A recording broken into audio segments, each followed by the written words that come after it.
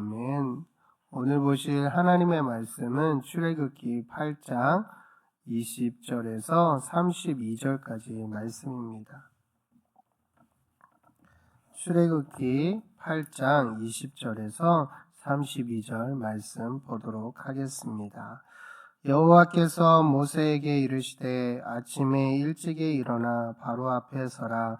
그가 물 있는 곳으로 나오리니 그에게 이르기를 여호와께서 이와 같이 말씀하시기를 내 백성을 보내라. 그러면 그들이 나를 섬길 것이니라. 네가 만일 내 백성을 보내지 아니하면 내가 너와 네 신하와 네 백성과 네 집들에 파리떼를 보내리니 애굽 사람의 집집에 파리떼가 가득할 것이며 그들이 사는 땅에도 그러하리라. 그날에 나는 내 백성이 거주하는 고센 땅을 구별하여 그곳에는 파리가 없게 하리니 이로 말미암아 이 땅에서 내가 여호와인 줄을 네가 알게 될 것이라. 내가 내 백성과 네 백성 사이를 구별하니니 내일 이 표징이 있으리라 하셨다 하라 하시고 여호와께서 그와 같이 하시니 무수한 파리가 바로의 궁과 그의 신하의 집과 애굽 온 땅에 이르니 파리로 말미암아 그 땅이 황폐하였더라. 바로가 모세와 아론을 불러 이르되 너희는 가서 이 땅에서 너희 하나님께 제사를 드리라. 모세가 이르되 그리함은 부당하나이다. 우리가 우리 하나님 여호와께 제사를 드리는 것은 애굽 사람이 싫어하는 바인즉 우리가 만일 애굽 사람의 목전에서 제사를 드리면 그들이 그것을 미워하여 우리를 돌로 치지 아니하리이까. 우리가 사흘기쯤 광야로 들어가서 우리 하나님 여호와께 제사를 드리되 우리에게 명령하시는 대로 하려 하나이다. 바로가 이르되 내가 너희를 보내리니 너희가 너희의 하나님 여호와께 광야에서 제사를 드릴 것이나 너무 멀리 가지는 말라. 그런즉 너희는 나를 위하여 간구하라.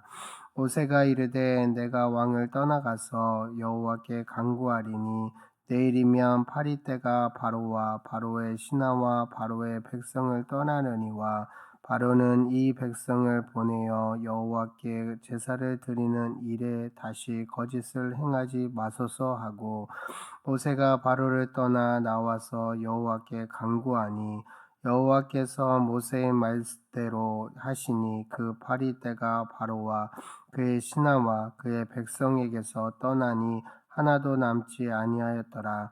그러나 바로가 이때에도 그의 마음을 완강하게 하여 그 백성을 보내지 아니하였더라. 아멘. 이 시간 하나님은 자기 백성을 구별해 돌보신다라는 제목으로 말씀을 나눌까 합니다. 여러분은 하나님을 얼마나 신뢰하며 나아가고 있습니까? 혹 말로는 신뢰한다라고 말하고 있지만 정작 여전히 세상의 염려와 불안이 나를 다스리고 있지는 않습니까? 오늘 말씀을 통해 다시 한번 하나님을 완전히 신뢰하며 믿고 따라가기를 소망합니다. 하나님은 모세를 통해 애굽 왕 바로에게 하나님이 택한 백성을 보내 하나님을 온전히 섬길 수 있도록 하라고 하였습니다. 그러나 여전히 바로는 이스라엘 백성들을 보내지 않았습니다. 그러자 하나님은 애굽 땅과 바로에게 하나님의 능력을 보여주었습니다. 애굽 땅에 내린 재앙은 처음 두 번은 요술사와 마술사도 요술과 마술을 부려 그대로 따라하자 바로는 움직이지 않았습니다. 그러나 세 번째 재앙인 이가 애굽 땅에 생기는 것부터는 애굽의 요술사도 따라하지 못하고 오히려 그들의 입술을 통해서 이것은 하나님의 권능에서 나오는 것이라는 것을 입증시키는 일을 행하였습니다. 하지만 여전히 바로의 마음은 완악하여져서 변하지 않았습니다. 그런 상황에 오늘 말씀은 이 재앙 이후 다시 하나님께서 모세를 통해 애굽 왕 바로에게 나아가 이스라엘 백성들을 보내라는 메시지를 전달하였습니다. 보내지 아니하면 8일 때를 보내 애굽 사람의 집집에 가득하여 져서 가득하게 될 것이라고 말씀하셨습니다. 무엇보다 이번 재앙에서 중요한 사항이 있는데 그것은 바로 하나님이 이스라엘과 애굽을 구별하는 재앙을 내리게 하신다라고 내리기 시작하셨다라는 것입니다. 출애굽기 8장 22절 23절 말씀을 함께 보도록 하겠습니다. 그날에 나는 내 백성이 거주하는 고센 땅을 구별하여 그곳에는 파리가 없게 하리니 이로 말미암아 이 땅에서 내가 여호와인 줄을 네가 알게 될 것이라. 내가 내 백성과 네 백성 사이를 구별하니니 내일 이 표징이 있으리라 하셨다라 하시고 그동안 세 번의 재앙은 하나님께서 이스라엘과 애굽을 구별하지 않고 모든 애굽 땅 전체의 재앙을 내리셨지만 이제는 하나님의 나라와 하나님의 나라의 백성과 그렇지 않은 애굽을 구별하기 시작하셨다는 것입니다. 이 말은 다른 말로 하면 그동안 있었던 세 번의 재앙은 이스라엘도 똑같이 임하였다는 것입니다. 그들도 고통을 당하였고 그들도 불편하였다는 것입니다. 왜 하나님은 처음부터 이스라엘을 구별하지 않고 네 번째가 되어서야 이스라엘과 애굽을 구별하신 것일까요? 어차피 애굽에서 인도해 내실 것이고 어차피 구별하실 거였으면 처음부터 구별하시면 되지 않았을까요? 하나님은 이런 의문점에서 하나님은 이스라엘을 보호할 목적으로 재앙을 내리신 것이 아니었습니다. 하나님께서 재앙을 내리신 이유는 하나님이 어떤 분이신지 보여주시려는 것이었습니다. 하나님이 어떠한 분이신지 아는 것은 바로 왕을 포함한 애굽인들 뿐만 아니라 바로 하나님이 택한 이스라엘 사람들도 하나님이 어떠한 분이신지를 알아야 했습니다.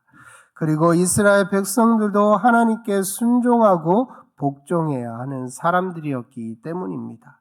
그래서 하나님께서는 이 네 번째 재앙에 이르러서야 이스라엘과 애굽을 구별하심으로 지금 내리는 재앙은 단순한 자연적인 현상이 아니라는 것을 보여주시면서 애굽과 이스라엘의 모두에게 하나님께서 이 일을 하고 계시다라는 것을 보여주는 것이었습니다. 특별히 이스라엘 백성들에게도 그들이 재앙에서 구별되는 것이 하나님의 은혜임을 깨닫게 하시려는 것이었습니다. 이는 비단 이스라엘 백성들만 해당되는 것이 아닙니다. 우리도 마찬가지입니다.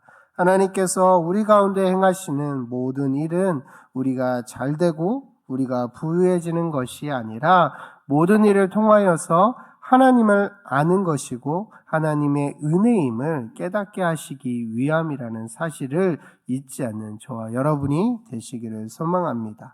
하나님을 알게 하기 위해 때로는 세상과 함께 고난에 처하기도 하시고 그리고 우리가 어찌할 수 없는 은혜로 우리를 구별하여서 보호해 주시기도 한다라는 것입니다.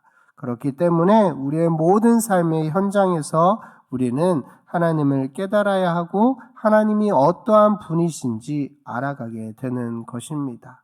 분명한 것은 네 번째 재앙을 지나면서 하나님의 섭리와 주권적인 역사하심이 더더욱 선명하게 드러나기 시작한다는 것입니다. 네 번째 재앙인 파리의 재앙으로 인해 하나님의 뜻이 바로 앞에 전달되자 바로 왕이 조금은 기가 꺾이고 누그러졌는지 이스라엘 백성들에게 하나님을 예배하라고 합니다. 출애굽기 8장 25절에 보면 바로가 모세와 아론을 불러 이르되 너희는 가서 이 땅에서 너희 하나님께 제사를 드리라 라고 말씀합니다. 그러나 이것에서는 조건이 있습니다. 바로 이 땅에서 너희 하나님께 제사를 드리라고 합니다. 그리고 28절에는 바로가 이르되 내가 너희를 보내리니 너희가 너희 하나님 여호와께 광야에서 제사를 드릴 것이나 너무 멀리 가지는 말라. 그러니 너희는 나를 위하여 간구하라. 말씀하고 있는 것처럼 너무 멀리 가지 말라라고 말하고 있습니다. 지금 바로가 모세에게 하는 말의 의미가 무엇을 의미하는 것일까요? 이는 꼭 굳이 그렇게 멀리 광야까지 가서 제사를 드릴 필요가 있느냐? 우리 애굽에도 충분한 장소가 있는데 그곳에서 가지 말고 그냥 여기서 드리면 되지 않느냐라는 말을 하고 있는 것입니다. 우리에게도 이런 바로의 왕의 유혹과 같은 속삭임이 들릴 때가 있지 않습니까? 주일날 예배드렸으면 나머지 일주일은 내 마음대로 살아도 되는 것이 아닌가? 교회 하는 일에 꼭 나까지 도참하고 나서서 일을 해야 하는가? 누군가가 다 할 텐데라는 속상이 들려올 때가 있지 않습니까? 하나님을 예배하고 하나님을 경외하는데 너무 많이 하지는 말라. 적당히 하면 되지 않겠느냐라고 우리를 유혹합니다. 그러나 우리가 다시 한번 깨달아야 하는 것은 예배를 포함한 우리의 삶의 모든 신앙생활은 최선을 다해야 한다라는 것입니다. 특별히 예배는 어떠한 일을 막론하고 최고의 것을 드리는 시간이 되어야 합니다. 우리가 잘 알듯이 로마서 12장 1절 말씀은 우리의 몸을 하나님이 기뻐하시는 거룩한 산 제사로 드리라라고 말씀하고 있습니다. 예배를 드리는 우리의 자세나 태도가 내가 만족하고 내가 기뻐할 만한 수준의 정도가 아니라 하나님이 기뻐하실 만한 수준과 정도가 되어야 한다는 것입니다. 늘 기준이 내가 아니라 하나님께 있어야 한다는 것입니다. 사탄은 이것을 방해하기 위해 끊임없이 우리를 유혹하고 넘어지게 합니다. 상황을 만들고 생각을 집어넣어서 내 중심의 예배가 만들어지도록 한다라는 것입니다. 바로는 이스라엘 백성들에게 하나님을 섬길 것을 허락하면서 말합니다. 그러나 그 허락은 하나님의 입장에서 한 것이 아니라 철저한 바로의 입장에서 하는 이야기였다라는 것입니다. 그러나 하나님은 구별되어 온전히 이스라엘 백성들이 예배하기를 원하신다라는 것입니다. 사랑하는 성도 여러분, 오늘 하루를 우리가 살아가면서 하나님께서 우리를 예배자로 부르시고 특별히 세상과 구별하여 서서 하나님의 나라의 백성으로 삼아주신 그 은혜를 기억하시기를 바랍니다.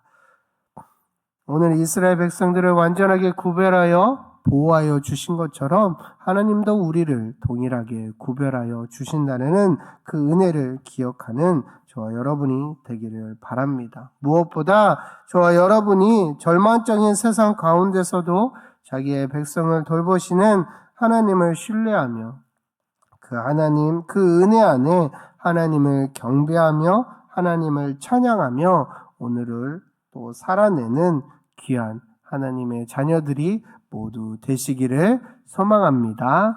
이 시간 함께 기도했으면 좋겠습니다. 우리를 구별해내시는 하나님, 그 하나님이 오늘도 그 하나님을 100% 신뢰하며 나아갈 수 있는 우리들이 되게 해달라고, 무엇보다 10월 20일에 있는 새생명 축제 가운데 오는 모든 대신자들이 이 하나님의 놀라운 은혜를 경험할 수 있게 해달라고 이 시간 함께 통성으로 기도하고 주기도문으로 마치도록 하겠습니다. 기도하겠습니다. 하나님 많으신 하나님 아버지 감사합니다.